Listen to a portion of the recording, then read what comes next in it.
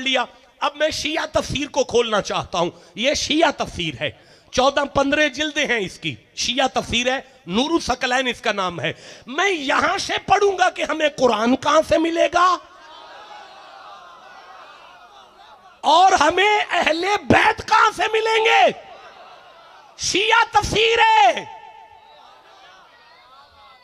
यार, हद हो गई है। अभी मैंने जितनी गुफ्तगू की अभी तक, या मुस्लिम की हदीस को पढ़ा या कुरान हकीम को पढ़ा।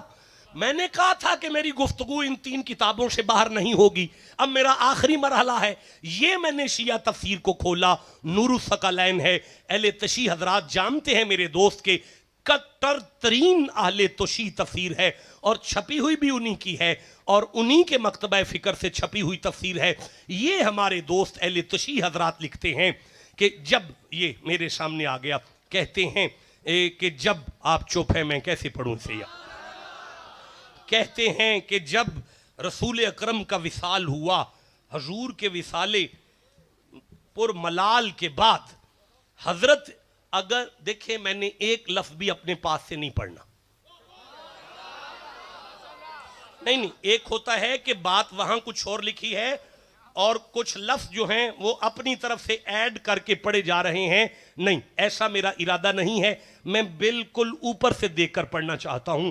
कहते हैं कि हजरत अबू बकर का दौर आया,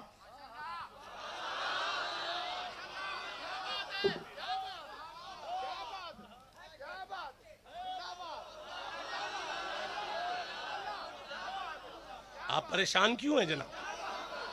मैं शिया तफसीर पढ़ रहा हूं, आप चुप क्यों हैं जनाब? नहीं, देखे मैंने अब तक जो बात की है किसी के खिलाफ नहीं की। मैं सभी के दिल को जोड़ने वाला बंदा हूं, मैं किसी को तोड़ने नहीं आया। अदील बेग मियां, ये लिखा है, रसूल अकरम के विसाल के बाद हजरत अबू बकर का दौर आया।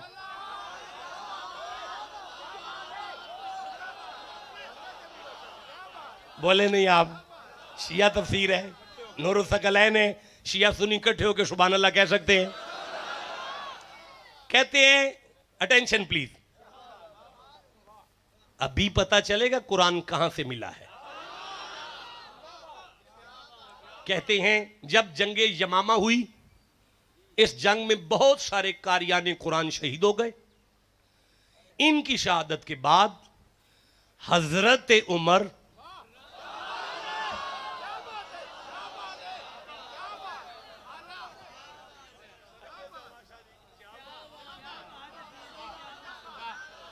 आप सबकी क्या बात है, आपकी क्या बात है, आपकी क्या बात है, इन शियों की क्या बात है, इन सुन्नियों की क्या बात है जनाब? जीते रहे जनाब, कमाल सुन रहे हैं। मैं आगे पढ़ना चाहता हूं। कहते हैं हजरत उमर, जरा नजर नहीं आया था इसलिए दोबारा पढ़ा है। हजरत उमर हजरत अबू बकर के पास आए और उनसे आके कहने लगे कि कुरान इस वक्त मुख्तलिफ जगह पे फैला हुआ है, बहुत सारे कारियान शहीद हो गए हैं। मुझे खौफ है कि अगर इसी तरह जंगों में यही हाल हुआ तो कुरान हकीम का बहुत सारा हिस्सा जाया हो जाएगा। आप मेहरबानी करें और कुरान को इकट्ठा करें।